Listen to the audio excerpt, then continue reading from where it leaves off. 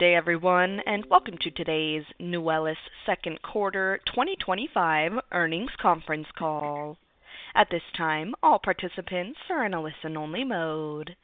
Later, you may have the opportunity to ask questions during the question and answer session. Please note today's call will be recorded, and I will be standing by should you need any assistance. It is now my pleasure to turn the conference over to Leah McMullen, Director of Communications. Please go ahead. Thank you, Operator, and good morning, everyone. Thank you for joining today's conference call to discuss Nuwellis' financial results for the second quarter ended June 30th, 2025. With me on the call are John Erb, our Chairman of the Board and Chief Executive Officer, and Rob Scott, our Chief Financial Officer. Earlier today, we issued a press release that outlines our financial results for the quarter. If you haven't had the chance to review it, you can find it on the investor page of our website. Before we begin, I'd like to remind everyone that we'll be making forward-looking statements on today's call. These statements are protected under the Private Securities Litigation Reform Act of 1995 and are based on current assumptions and estimates. Actual results could differ materially from those described, and we encourage you to review the risk factors included in our filings with the Securities and Exchange Commission. The company assumes no obligation to update any forward-looking statements. Please do not place any undue reliance on these statements. With that, I'll turn the call over to John Erb. Thank you, Leah, and good morning, everyone. We entered the second quarter focused on strengthening the fundamentals of our business, operational discipline, commercial execution, and strategic investments in areas where we see the greatest opportunity for impact and growth, all of which we believe position Nuwellis for growth and the opportunity to drive shareholder value. Revenue for the second quarter was $1.7 million, a year-over-year decline of 21%. While the top line reflects some difficult headwinds, I want to address the context behind these numbers. Due to an industry-wide issue with our sterilization vendor, we experienced a temporary backorder of approximately $400,000 in revenue. During this time, our team acted quickly and decisively to prioritize our pediatric patients, ensuring that our most vulnerable patients received access to our life-saving therapy. I believe we successfully navigated this temporary setback, and importantly, in the first week of July, we fully reconciled this backorder and are no longer in backorder. This gives us a strong footing in entering Q3. I'll now break things down further by customer category. Our pediatrics business remains a cornerstone of the company. We continue to see strong demand for our established hospital customers and ongoing interest from new centers looking for a safe and effective therapy for patients who cannot tolerate traditional renal replacement modalities. Aqueduct remains one of the only two FDA-cleared devices in the U.S. that enables fluid removal in patients weighing as little as 20 kilograms, and that differentiation continues to translate into clinical interest and sustained utilization. Within critical care, we saw increasing adoption as many of our accounts moved from initial trialing into consistent practice.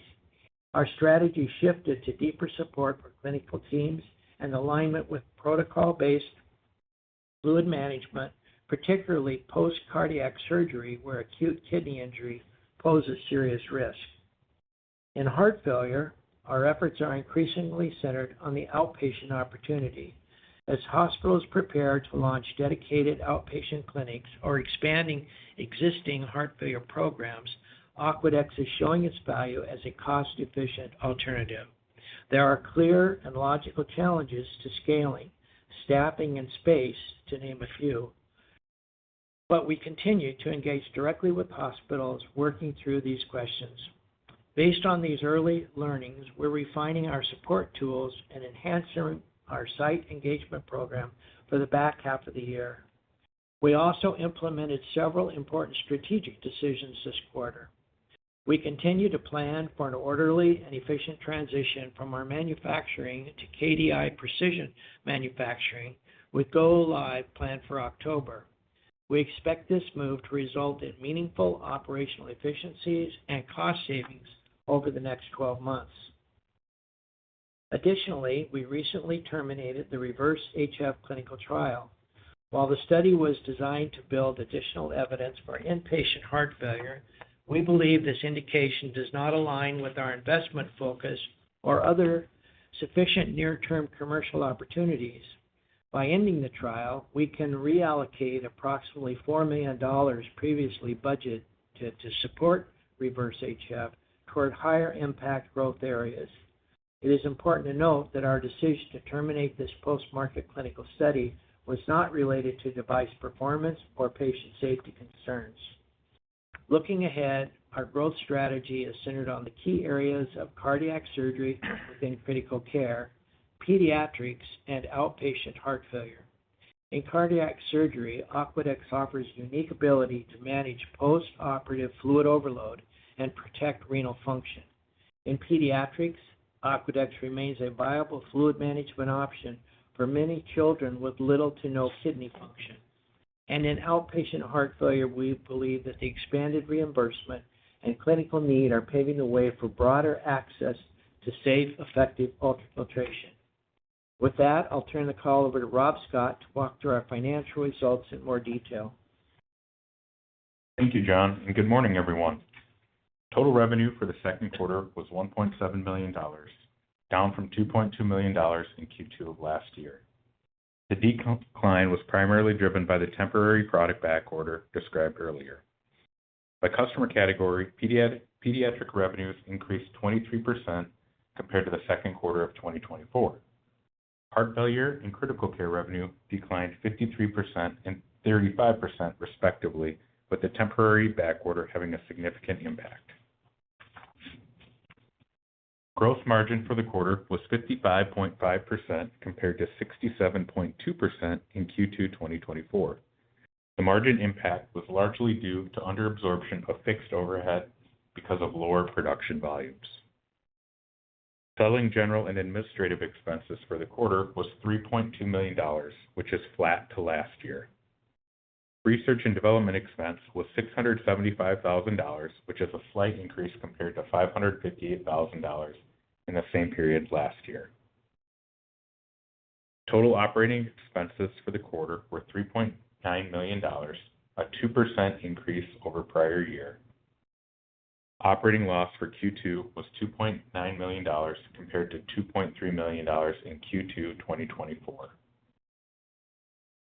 Net loss attributable to common shareholders was $12.6 million, or a loss of $60.99 per share, compared to a net loss attributable to common shareholders of $7.7 million, or a loss of $791.82 per share for the same period in 2024.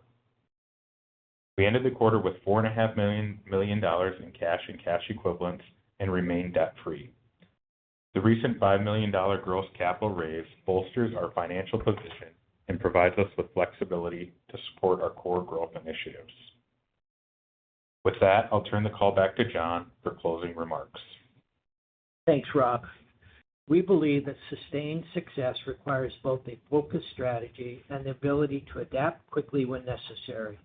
Over the past 6 months, we've demonstrated our commitment to doing just that.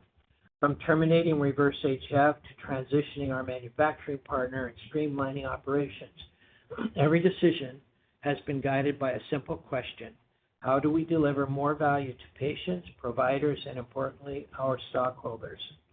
Looking ahead, we will continue to build on this disciplined execution. Our priorities are straightforward: progressing towards being cash flow positive, delivering on our commercial targets in pediatrics and cardiac surgery, deepening outpatient engagement with heart failure programs, completing our manufacturing transition, and driving increased clinical awareness of Aquadex's role in fluid management. We remain committed to expanding access to Aquadex and building a portfolio that enables clinicians to manage fluid across multiple care settings and patient types. We are still in our growth story, and we are confident that the opportunities in front of us are substantial, and we believe we have the strategy, the product, and the team to deliver meaningful results.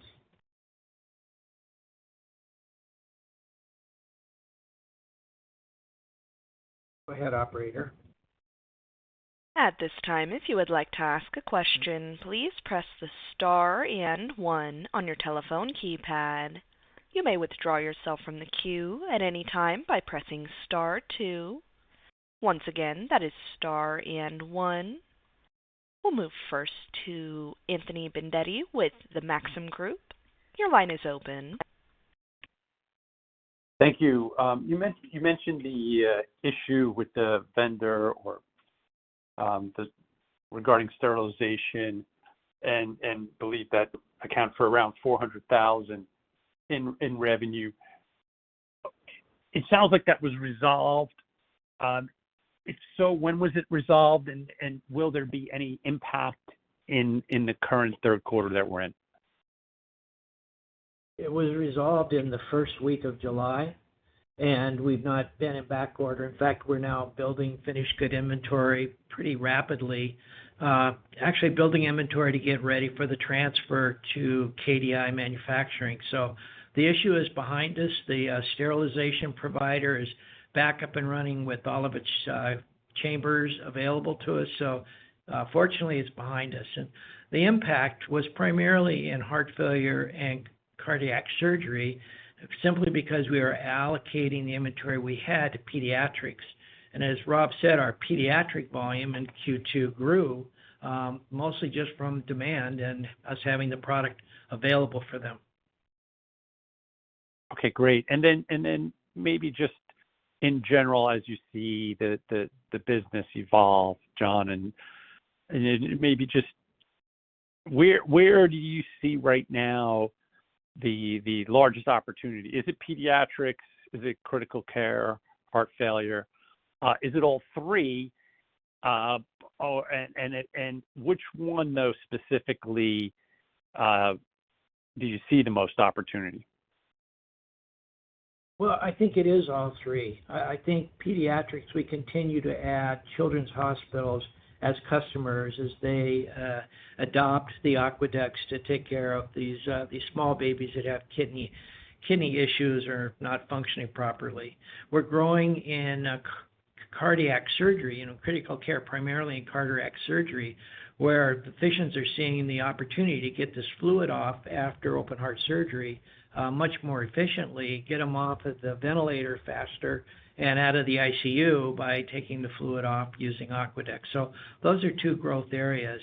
I think the faster growing area is probably going to be heart failure because of the outpatient opportunity.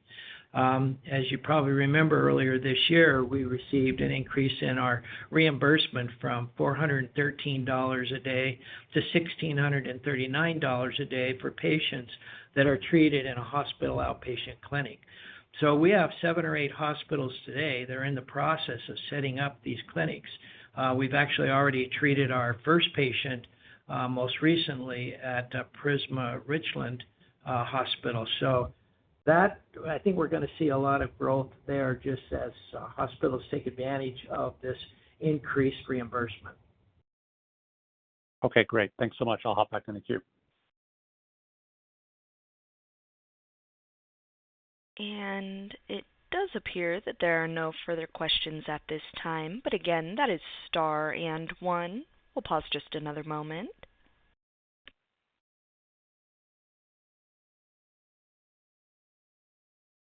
And there are no further questions at this time. I would now like to turn it back to management for any additional or closing remarks. Well, I'd like to thank all of our Nuwellis employees, stockholders, physicians, nurses, patients, and healthcare workers for your continued support. Thank you, and that's it for today.